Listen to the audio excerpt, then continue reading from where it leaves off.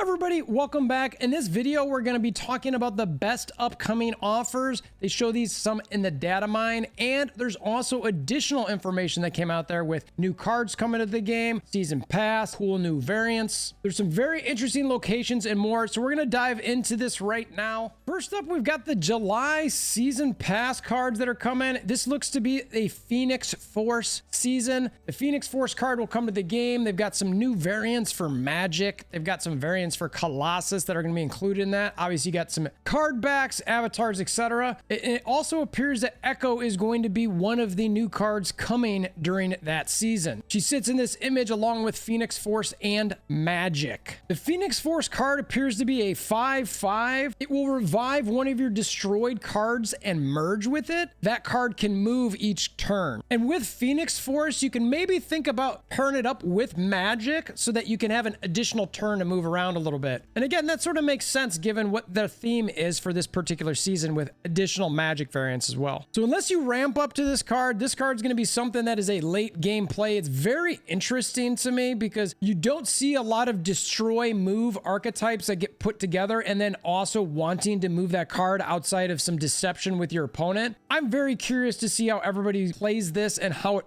fits into the meta. Jean Grey is also another card that they're looking at potentially coming in that July season. Jean's going to be an ongoing 3/3 card. Players must play their first card here each turn if possible. I think the if possible is thrown in there if it's like a Sanctum Sanctorum or something along those lines. But it would be really cool if you somehow get Jean in a location like Death's Domain and somebody has to play a card there. Or if you want to pair her up with Nebula, put Nebula in an opposite lane and then Jean in another where somebody has to play a card there first. Another use for Jean Grey could be with Guardians, oddly enough, which I think could be a lot of fun. You've got this down there. You just start laying your Guardians right where Jean Grey is and really lock in a lane. You can also use it to put on a lane where you might want to play Mojo to fill something up. So this could be a very interesting card. Echo's the other card that's thought to be added to this given some of the artwork. Echo is a 1/2 card, so she'll be able to be played very early. And it said after your opponent plays an ongoing card here, remove its abilities.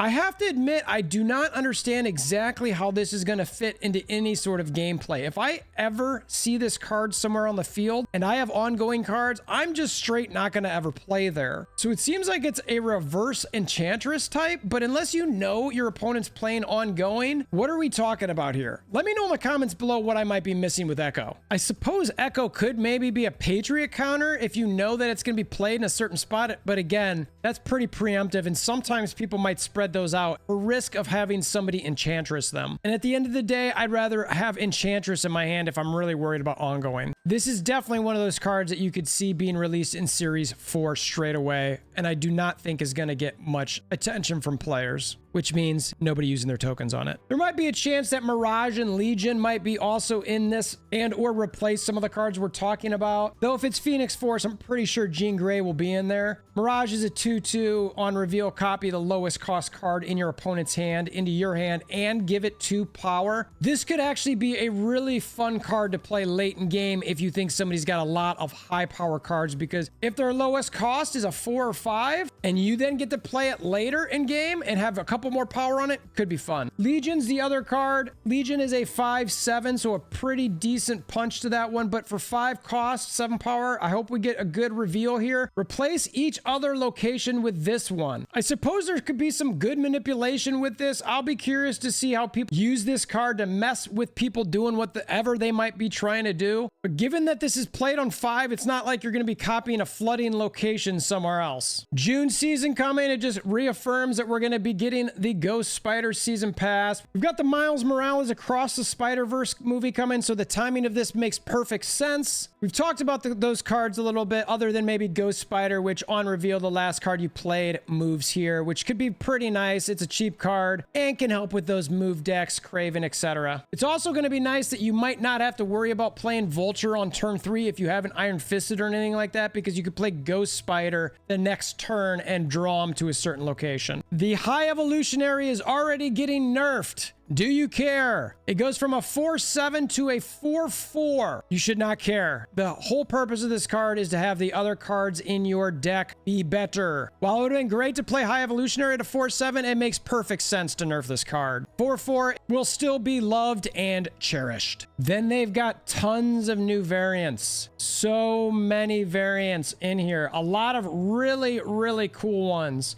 I'll say that I'm going to pull up a couple of them that I think are really the best of the bunch here. Holy cow, are these things just straight up amazing. I am a giant fan of basically everything that I've seen in this. Magic, Magneto, Mr. Negative. All of these are seriously amazing. I love that Professor X there. Straight money. Spectrum, Taskmaster, Ghost. That Nimrod one is sick. The Baby Spider-Man 2099 and a couple Echoes. My favorites out of here has got to be this Arrow, which, by the way, we're going to get to the offers and you're going to see an option to get that. Both of these Zolas are pretty cool. I dig the cartoon Bishop. That Deadpool one, the Gladiator Deadpool type, whew, that's fire. Mecho Devil Dinosaur. Electra, are you kidding me? That is that is an amazing variant for her. These Magic variants, people definitely gonna be thirsting over those. Love that Magneto artwork. Mentioned that Mr. Negative earlier. That Mysterio one is amazing as well. That Nightcrawler one is straight butter. Also mentioned that Professor X. I enjoy the Punisher Pizza one as well. The casual, I think it's going to be. The Ghost variant is sick. Overall, some of these variants are the best that I've seen in game. I very much like them a lot. Last thing before the offers, we've got 2 new locations. We've got Lake Hellas, which increases the power of 1-cost cards that are there. I almost wonder if you want to make sure you play armor there, because that seems like a Killmonger waiting to happen. And then we've got White Hot Room. The first to fill this gets +3 max energy. I have to say the thought of that is amazing. I'm a little worried it might be similar to Sacred Timeline, where people just don't seem to care all that much about it and don't go after it, or by the time you get it, it doesn't really matter. But I will tell you, if I can do this with a bounce deck or something like that, ooh baby, fill it up, bounce it out, that's going to be money. And if you missed the June locations that are coming to the game, we've got the Great Web. After each turn, move 1 card to the web for a random player, again helping with that move deck stuff. We fully expect that archetype to take off a bit more during the June season. And then we've got Aunt May's. The first card you play here gets +3 power and moves, again playing into that move archetype. Okay, time for the offers. First up, we've got Festival of Flight. This is a cheap offer, $5 US.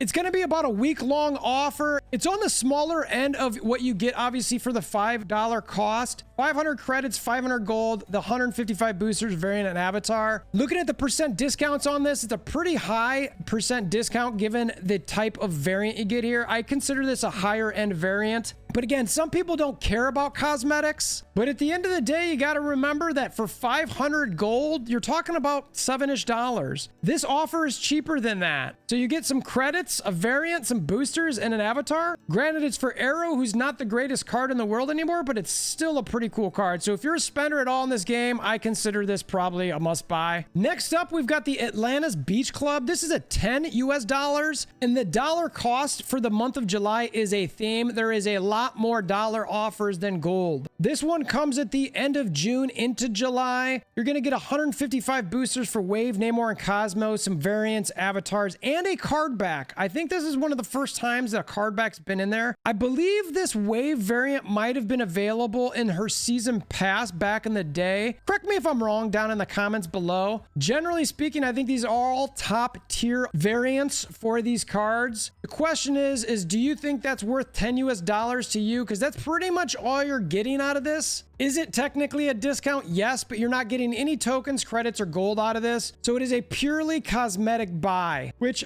I am a fan of this game doing that, by the way, if they can get some more income from cosmetics. I'm going to be very curious to hear who's going to buy this offer and who does buy this offer at the $10 US price point. This might be one that we do a giveaway for, to be honest with you. Ultimately, if you're not in love with these variants, I don't think you buy this. Next up is Sneak Peek, and this is a very interesting offer to to me because I think it's the first time I've personally seen a base card. This Thor base card is offered in this. You obviously get offered a couple other variants in this, at least it appears to be. And the price point on that base card plus 2 other variants, 1,500 credits and some 65 boosters is $10 US.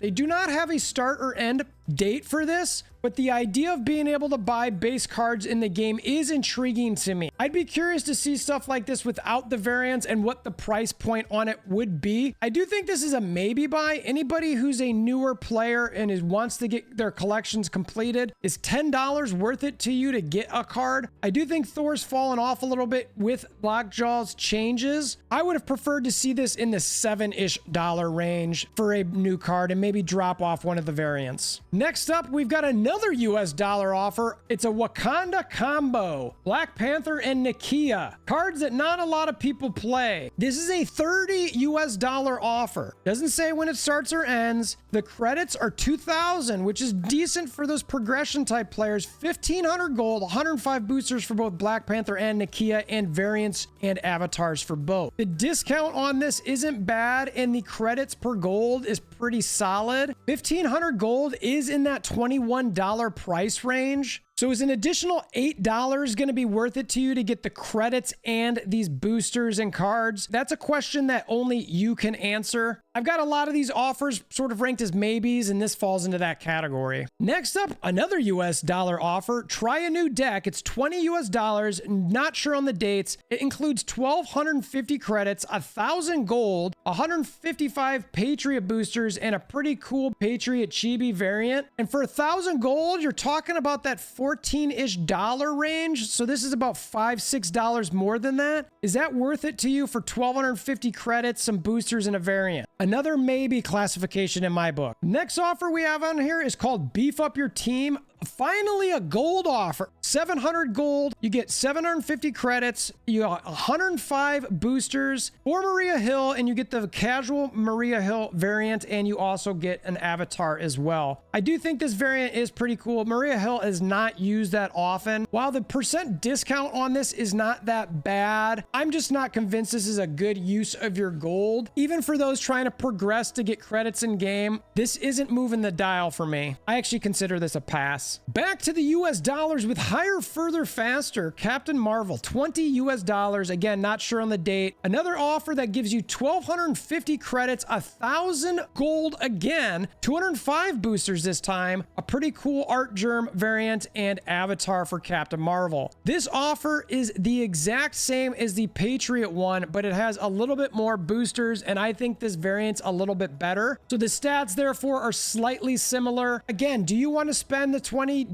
on something like this? And the gold is roughly $14 on its own. So for an additional $5, $6, you get some credits and a pretty cool variant. Is that worth it to you? One more maybe to put into the bunch. Another US dollar offer, Slam Dunk Miles Morales. $10 US. You don't know when it starts or ends. You get 500 credits, 500 gold, 155 miles boosters, the dunking variant, and avatar. What's weird about this is it's basically the same as the arrow offer we talked about earlier with the Festival of Lights, but this one is twice the cost. So the 500 gold in this, again, costs around $7, whereas before with the arrow offer, it just makes sense because everything else basically is free after the gold. This one, you're paying an additional $3-ish for the variant and the credits. So not a bad offer, but I'm not sure that I'd definitely pull the trigger on it. So as always, that becomes a maybe. The last offer they've got in here is into the Venomverse. It is an extremely expensive gold offer, 7,500 gold. That's in the $100 price range, but you do get 10,000 credits, 310 boosters for both Deadpool and Venom. You get some pretty sick variants with the Champion Venom and the Venomized Deadpool. Both of those variants are top tier in my mind. You get their avatars as well. To me, this is the type of offer that's looking for people who are looking to progress fast faster in the game. Remember that Pro Bundle offer that was about $100 for what I think was 1,200 credits? This one is in that range. So if you really want to try to get a bunch of credits, while the ratio of credits to gold in this is not fantastic, it's not bad, and you really love these variants, this might be something that you're going to look at. But you need to make sure you're saving a bunch of gold. As somebody who's almost Series 3 complete, unless you're really itching to get Series 3 complete and just start working towards getting more tokens on your collection ladder, these sort of offers, you need to make sure that you're also really